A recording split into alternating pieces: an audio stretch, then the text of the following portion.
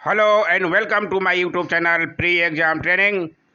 आज मध्यकालीन भारत का इतिहास पार्ट 2 है, जो सभी तरह के प्रतियोगिता परीक्षाओं के लिए ज़रूरी है।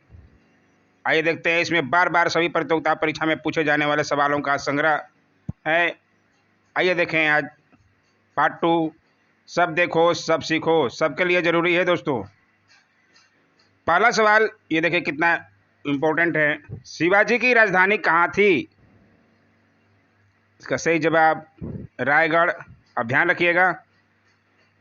आइए जानें इसके बारे में थोड़ा। 1674 ईस्वी में शिवाजी ने अपना राज्याभिषेक कराया तथा छत्रपति की उपाधि धारण की, यह भी आप नोट कर लीजिएगा, एवं रायगढ़ को अपनी राजधानी बनाया। उस युग के महान विद्वान बनारस के पंडित विश्वेश्वर उर्फ गंगा भट्ट ने उन्हें क्षत्रिय घोषित करते हुए उनका राज्याभिषेक कराया, यह भी आप ध्यान रखेंगे।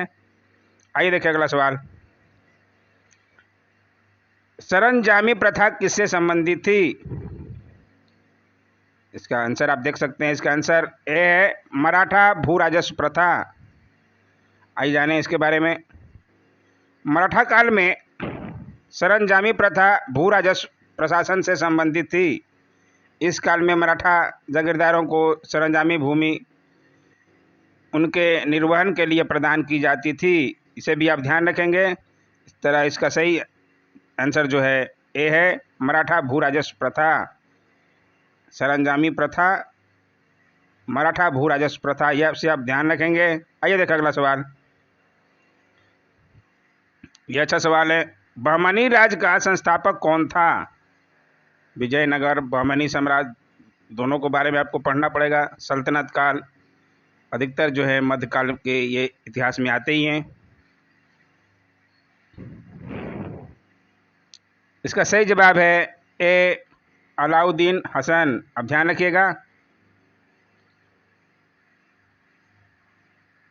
ये देखिए 60 से 62वीं बीपीएससी में पूछा है दोस्तों, बहुत ज़रूरी है। अलाउद्दीन हसन का नाम जफर खां था। उन्होंने 1347 से 1358 ईस्वी में नामक एक सरदार ने अलाउद्दीन हसन बहमन शाह की उपाधि धारण की और 1347 ईस्वी में सिंहासन रूढ़ हुआ, इसे आप ध्यान रखेंगे। इनका नाम भी पूछा जा सकता है, जफर खां। आइए देखिए अगला सवाल। निम्नलिखित में से कौन भूमि उत्पाद पर लगने वाले कर को इंगित करता है? बहुत ही मोस्ट इंपॉर्टेंट सवाल है दोस्तों। खम्स, खराज, उम्स, मुतई, इसमें से आप ऑप्शन देख सकते हैं। इसका सही जवाब है मुतई। आप ध्यान रखेंगे।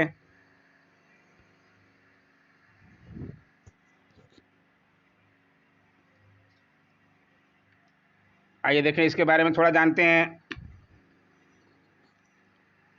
खराज, उस और मुतई भूमि उत्पाद पर लगने वाले कर को इंगित करता है, जबकि खुम्स जो है भूमि उत्पाद पर लगने वाला कर नहीं है, अपितु खुम्स जो है लूट का धन है, इसे भी आप ध्यान रखेंगे। इसलिए इसका सही जवाब 1, 3 और 4 हो गया। 1, 3 और 4 आप ध्यान रखेंगे, डी। आइए देखो अगला सवाल। मैं ऊपर वहाँ गलत लगा दी, ऑप्शन पूरा नहीं देखा था। आइए देखो अगला सवाल। किस सुल्तान ने जमीन में फसल की नपाई का आधा राजस्व के रूप में दावा किया? ये देखिए 64 बीपीएससी का ही प्रश्न है, बहुत ही शानदार प्रश्न है। इसका सही जवाब है अलाउद्दीन खिलजी। अब ध्यान रखिएगा। आइए जाने थोड़ा उनके बारे में।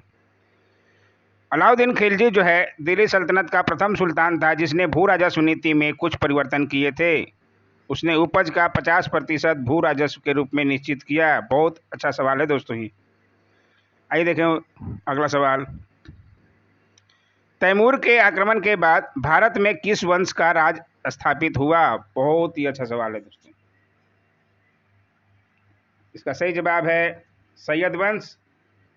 आप ध्यान रखिएगा। आइए जानें उनके बारे में थोड़ा। तैमूर का आक्रमण जो है 1398 ईस्वी में तुगल शासक को कमज़ोर कर दिया। 1412 ईस्वी में नासिरुद्दीन की मृत्यु के साथ ही तुगलक वंश का अंत हो गया। तैमूर के आक्रमण के बाद 1414 ईस्वी में उसने दिल्ली पर अधिकार कर एक नए वंश सैयद वंश की नींव डाली। इसलिए इसके सही जवाब जो है बी सैयद वंश। अब ध्यान रखेंगे। आइए देखिए अगला सवाल। निम्नलिखित में से किस सुल्तान ने एक नगर बसाया जहां अब आगरा है?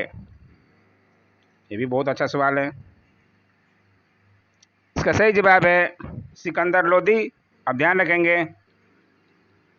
आइए जाने थोड़ा इनके बारे में। 17 जुलाई 1489 को निजाम खां सुल्तान सिकंदर शाह के नाम से सिंहासन पर बैठा। सिकंदर शाह का नाम क्या था? निजाम खां। इसे भी आप ध्यान रखिएगा। वह लोदी वंश का महानतम शासक था। 1504 ईस्वी में सिकंदर लोदी ने राजस्थान के शासकों पर नियंत्रण के उद्देश्य से यमुना नदी के किनारे आगरा नामक नवीन नगर बसाया और इसे ही अपनी राजधानी बनाया। इसे आप ध्यान रखेंगे। आइए देखें अगला सवाल। विजयनगर के राजा कृष्णदेव राय ने गोलकुंडा का युद्ध किस राजा के साथ लड़ा था? बहुत प्रसिद्ध युद्ध था और ये कृष्णदेव राय का नाम बहुत प्रसिद्ध विजयनगर साम्राज्य में। बाबर ने भी अपनी आत्मकथा में इनका नाम दिया है। इसका सही जवाब है कुली कुतुब शाह। ध्यान रखिएगा। बहुत अच्छा सवाल है दोस्तों ये सब। आइए जाने थोड़ा इनके बारे में। विजयनगर के राजा कृष्णदेव राय ने गोलकुंडा का युद्ध गोलकुंडा के सुल्तान कुली कुतुब शाह के साथ लड़ा था। गोलकुंडा में कुतुब शाही वंश की स्थापना जो है कुली कुतुब शाह ने की थी। इसे आप ध्यान रखिएगा। आइए देखिए अगला सवाल। ये भी अच्छा सवाल है। विजयनगर साम्राज्य के वित्तीय व्यवस्था की मुख्य विशेषता क्या थी? इसका सही जवाब है भू राजस्व। अब ध्यान रखिएगा। आइए जानते हैं थोड़ा इस बारे में। विजयनगर राज्य को विभिन्न स्रोतों से आय प्राप्त होती थी, यथा भू राजस्व, संपत्ति कर, व्यापारी कर, व्यवसायिक कर, उद्योगों पर लगाए जाने वाले कर, सामाजिक एवं सामुदायिक कर तथा अपराधों के लिए आरोपित अर्थदंड। ये सारे कर थे, भू राजस्व के कर थे। अब ध्यान रखिएगा। ये देखें अगला सवाल। हमेशा नए प्रश्न के लिए तैयार रहिए दोस्तों। विजयनगर साम्राज्य का अवशेष कहाँ मिलता है?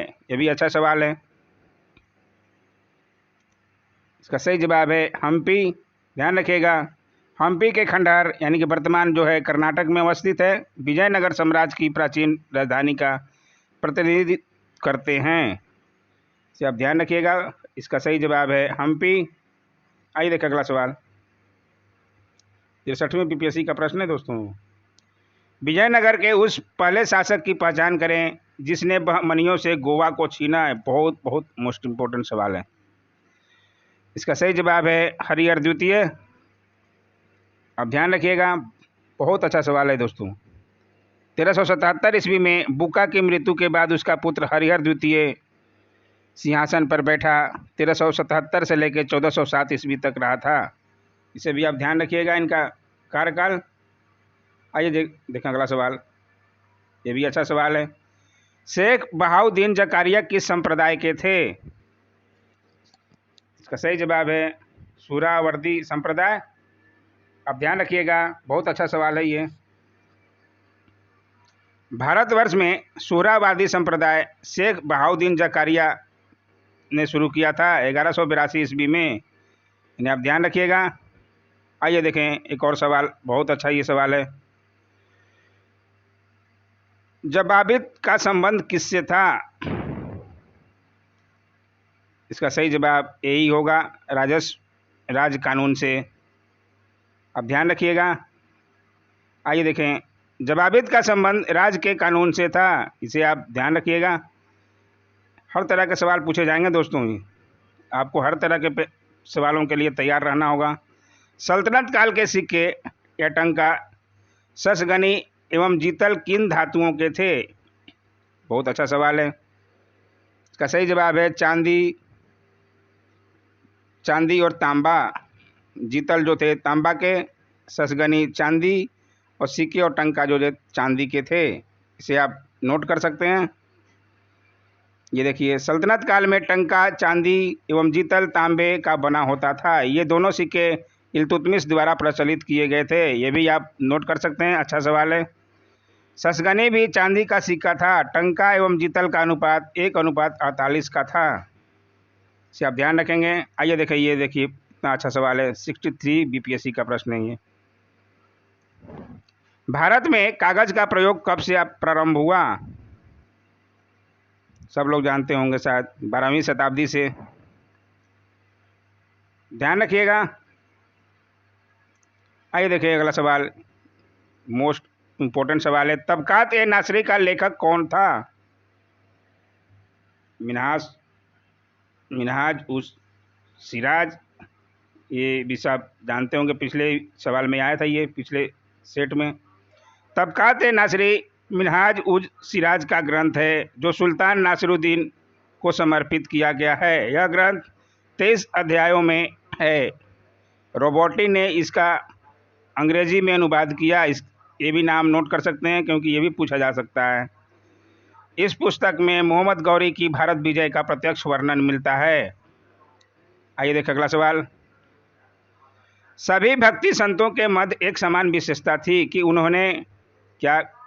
आप ऑप्शन देख सकते हैं।